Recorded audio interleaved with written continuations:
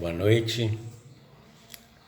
Vamos nesse momento elevar os nossos pensamentos ao Pai, pedir a presença do Divino Mestre Jesus aqui entre nós, para que nós possamos, ao transmitir esse vídeo, levar o entendimento das palavras do Evangelho de Jesus Cristo a todos os nossos irmãos, independente de credo, de religião, de qualquer sentido. Que Jesus nos ampara nesse momento para que sejamos, nesse momento, portadores da verdade, do entendimento e do amor ao próximo. Com essas palavras, eu quero começar aqui, agora, o vídeo que temos para hoje. Eu procurei o item: o que é necessário para salvar-se? O que é que nós precisamos para nos salvar? E há uma passagem no Evangelho de Jesus que traz para nós o entendimento sobre essa, faz uma luz sobre o que nós temos que fazer ao procurar a nossa salvação. E ele começa com essa parábola: quando vier o Filho do Homem na sua majestade, ele separará um dos outros, como o pastor separa as ovelhas dos cabritos. Porá à direita as ovelhas e à esquerda os cabritos. Aí dirá o rei, que é Deus, aos que estão à sua direita: vinde a mim, benditos do meu Pai, e possuí o reino que está preparado para vós desde os princípios dos tempos. Aqui ele quer dizer que muito antes da gente nascer, muito antes dessa existência que nós estamos nela, nós já estávamos selecionados para pertencer ao reino de Deus. Porque ele fala: tive fome e me deste de comer, tive sede e me deste de beber.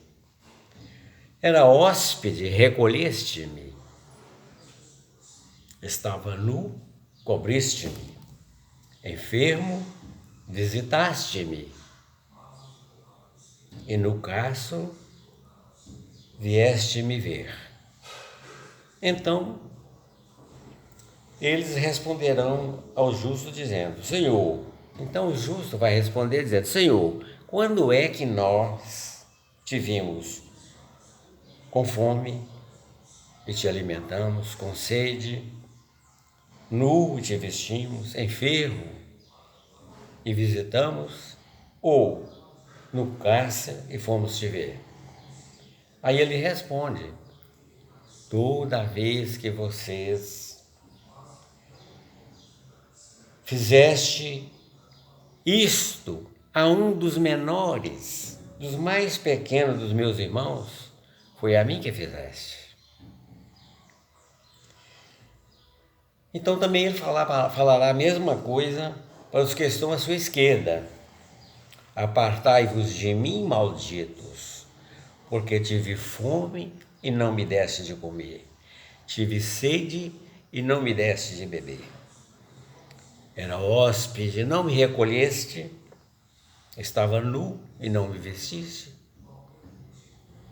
estava enfermo e não foram me visitar, fui preso, estava no cárcere e não foram me ver. Aí eles responderão, aqueles que estão à esquerda: então, Senhor, quando é que te vimos faminto, sequioso, hóspede, nu, enfermo ou no cárcere e te deixamos de assistir? Então ele lhes responderá, dizendo: na verdade eu vos digo que quantas vezes deixaste de fazer a um destes, os mais pequeninos, a mim o deixaste de fazer. Então irão estes para o suplício eterno, e o justo para a vida eterna. Isso está em Mateus capítulo 15, versículo 31 a 46. Jesus está traçando para nós aqui o caminho da salvação, as atitudes que nós temos que tomar para que nós possamos nos salvar.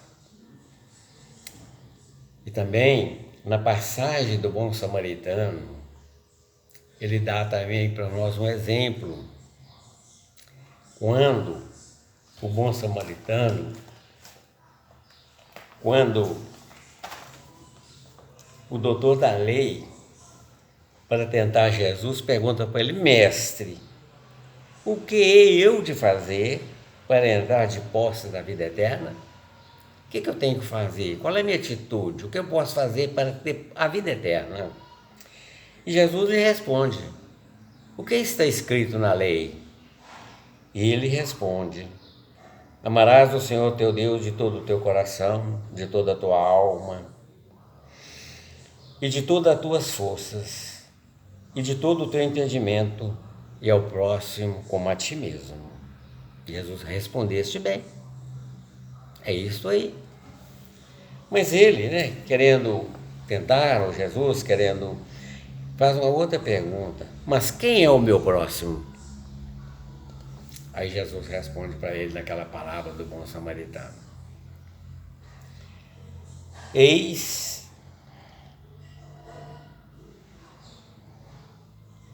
que um homem baixava de Jerusalém a Jericó.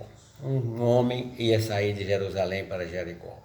No meio do caminho, ele é assaltado, maltratado, toma tudo que ele tem, espancado e ele fica meio morto lá naquele caminho. Aí ele fala: aconteceu, pois, que passava por ali um sacerdote. Ele passava por ali, olhou, viu, passou e foi embora. Em seguida, veio um levita, que também passou, olhou e foi embora.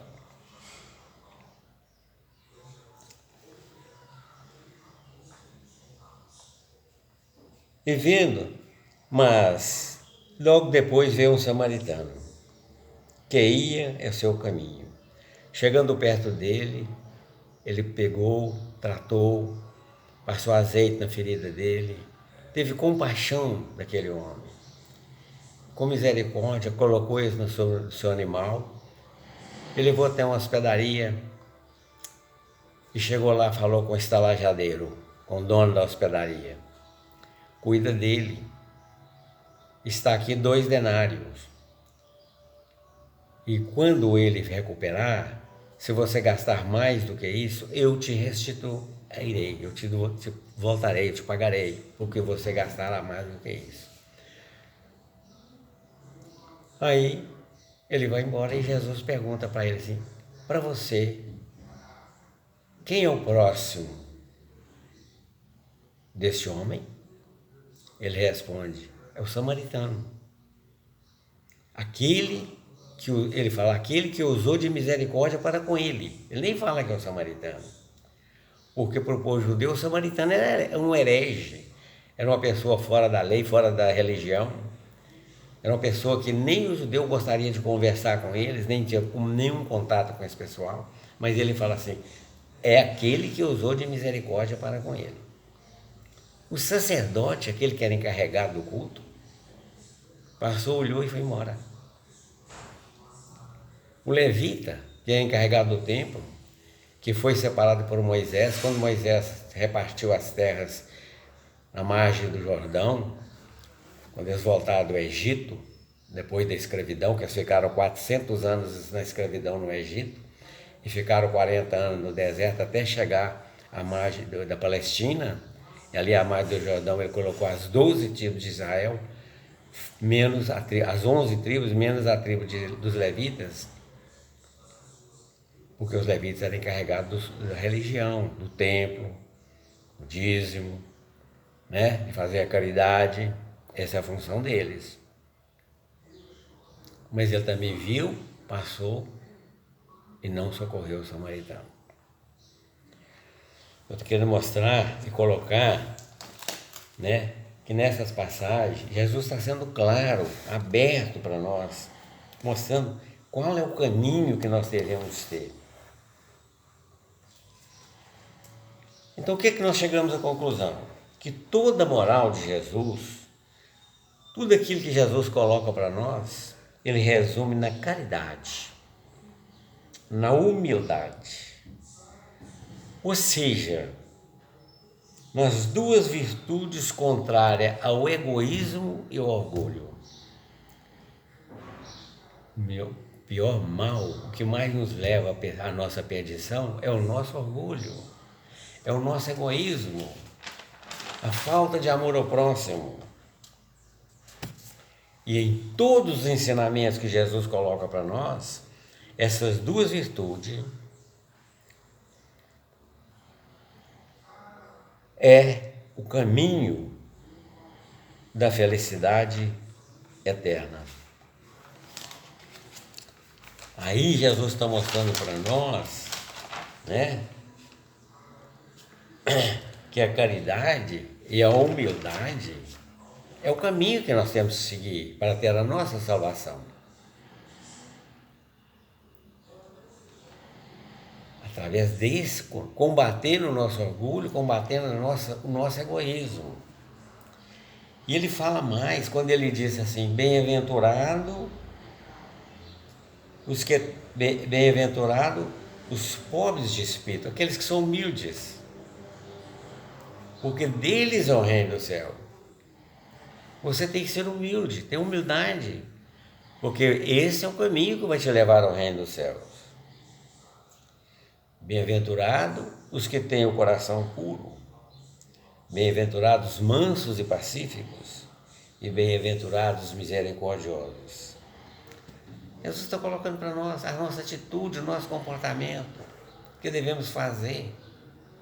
E ele fala mais: amai os vossos inimigos, perdoai as ofensas se querem ser perdoados, fazei o bem sem ostentação, fazei a caridade sem se mostrar, sem se envaidecer, porque quando você se coloca acima do seu irmão, mesmo você fazendo a caridade, você está colocando ele, humilhando ele e se envaidecendo.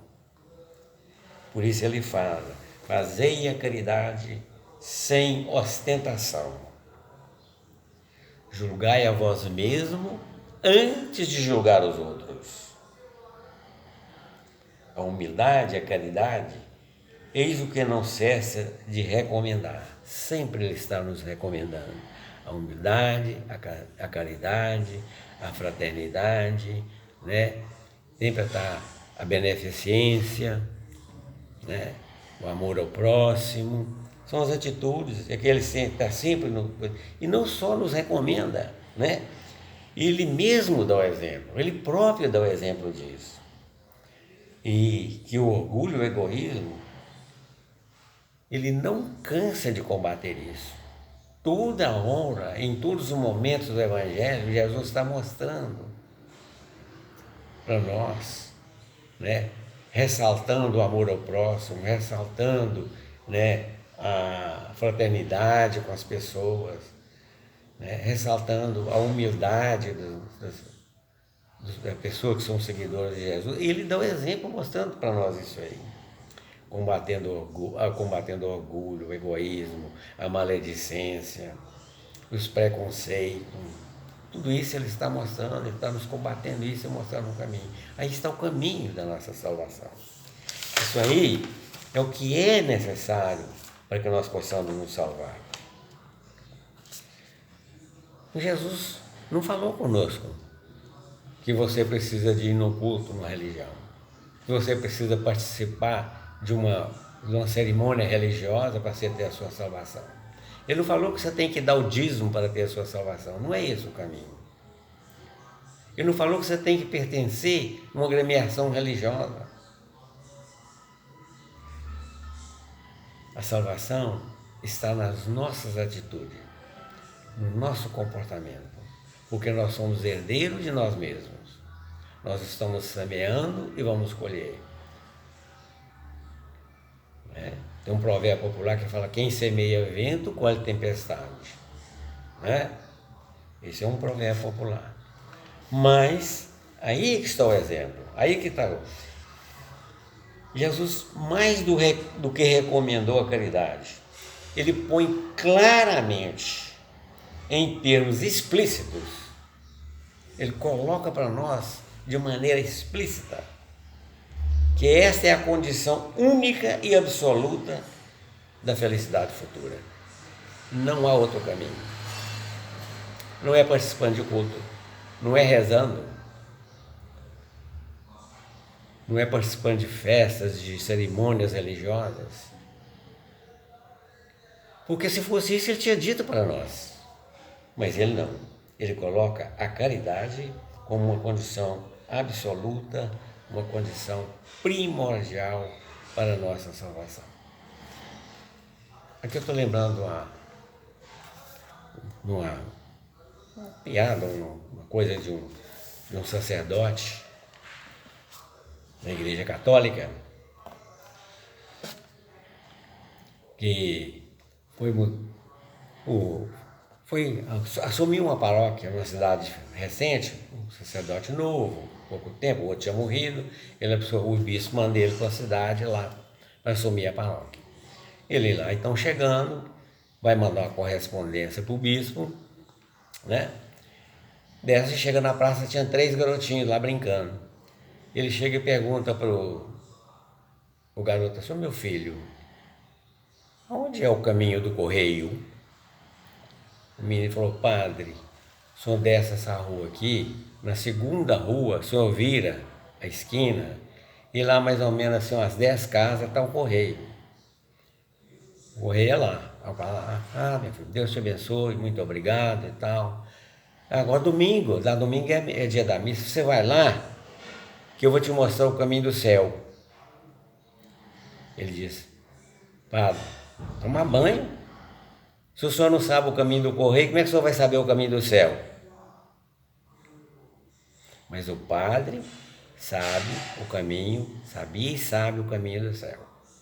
O caminho do céu é que fora da caridade não há salvação. É esse o caminho. Isso deixou claro para nós Allan Kardec nos seus ensinamentos, no Evangelho segundo o Espiritismo. Jesus coloca para nós essas condições. Como e o que devemos fazer para merecer o reino do céu?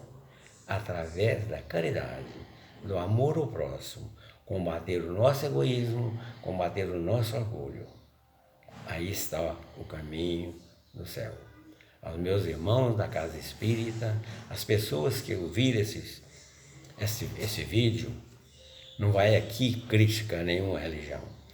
Eu estou simplesmente dentro do meu entendimento, dentro daquilo que eu sou capaz de compreender, e cheguei à conclusão que não existe uma religião com um ensinamento mais preciso e correto do que os ensinamentos que Allan Kardec colocou para nós no Evangelho segundo o Espiritismo. Nós retornamos à religião antiga, o ato dos apóstolos, primitiva, aquela maneira de amar as pessoas, porque Jesus não prometeu para nenhum dos seus seguidores que seria fácil e que eles seriam beneficiados de alguma maneira porque estava seguindo. Jesus permite que nós passamos pelas doenças, pelas dificuldades.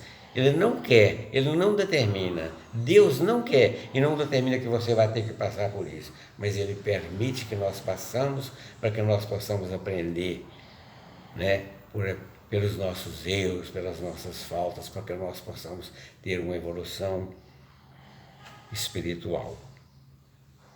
É através dos momentos difíceis das nossas vidas. É através das dificuldades que nós crescemos espiritualmente. É quando nós somos ofendidos e perdoamos a pessoa que nos ofenderam. É quando nós somos injustiçados e não saímos fazendo maledicência, revoltados ou contra aquelas pessoas que nos injustiçaram. É a humildade, a caridade, o perdão, a compreensão, a benevolência, o amor ao próximo. É assim que nós alcançamos a nossa salvação. É através desses entendimentos e dessas atitudes que Jesus nos mostra. Porque Ele próprio diz: eu sou o caminho, a verdade e a vida. Quem me segue não andará nas trevas. É seguir os ensinamentos de Jesus. O que Ele coloca para nós no Evangelho. Não precisa mais nada além do que isso. Seguindo, nós vamos ser salvos.